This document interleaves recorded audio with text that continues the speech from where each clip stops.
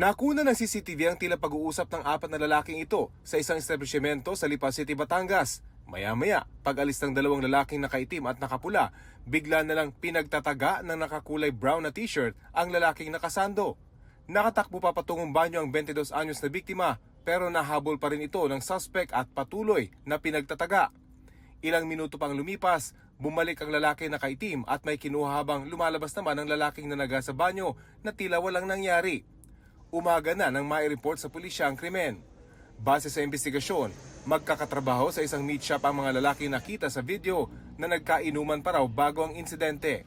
Magkakasama rin umunong umalis sa lugar ang suspect at ang dalawa pang lalaki pagkatapos ng krimen.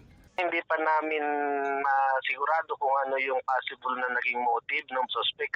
Kasi according po dun sa boss ng mga empleyado is maayos naman daw po yung relasyon nila.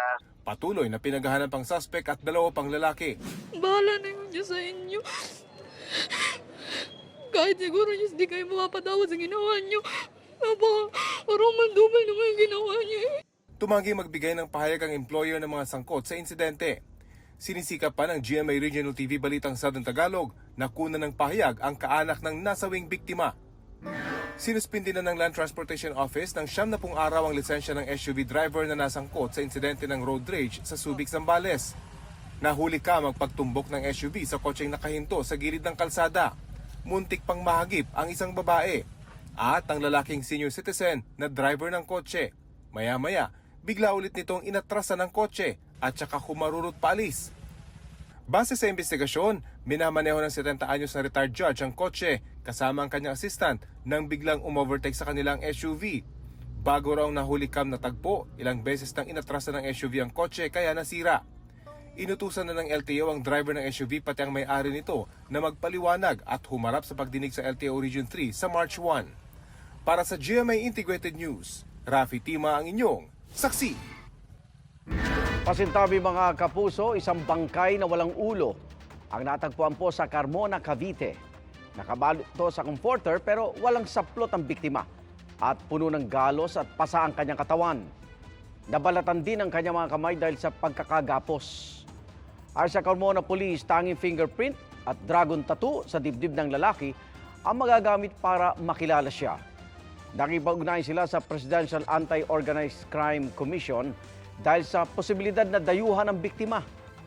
Sa datos ng PAOCC at PNP mula Enero hanggang Nobyembre 2023, mahigit 60 bangkay ng mga mukhang dayuhan ang natagpuan sa Central Luzon at Calabar Zone.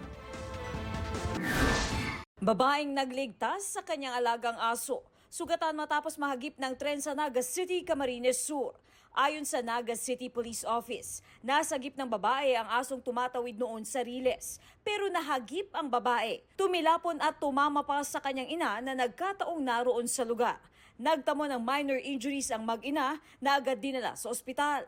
Ayon sa PNR, may inihahanda na silang housing programs katuwang ang iba pang ahensya ng gobyerno para sa mga residenteng naninirahan malapit sa mga riles ng tren. Nagpaalala naman sila sa publiko na iwasan na ang paglapit sa riles sa tuwing paparating na ang tren. Lalaki sa Sulu nasasagip sana sa isang batang sumuot sa malalim na balon, patay sa suffocation. Ayon sa BFP Sulu, nakita ng lalaking edad 37 ang pagbaba sa balon ng bata noong Miyerkules na gabi. Kaya sinubukan niya itong iligtas. Na-recover ang katawan ng lalaki noong Huwebes ng madaling araw. Ang katawan naman ng 12 anyos na batang lalaki, nakitang palutang-lutang sa tubig ng balon pasado alas 12 ng tanghali noong Sabado. Yung purpose po ng bata para i-rescue po yung pusa, ma'am, na nahulog doon sa sa bangin po. Patay pa rin, ma'am. Patay na recover din namin yung pusa, ma'am. Yung bata mahilig daw yung mag-rescue.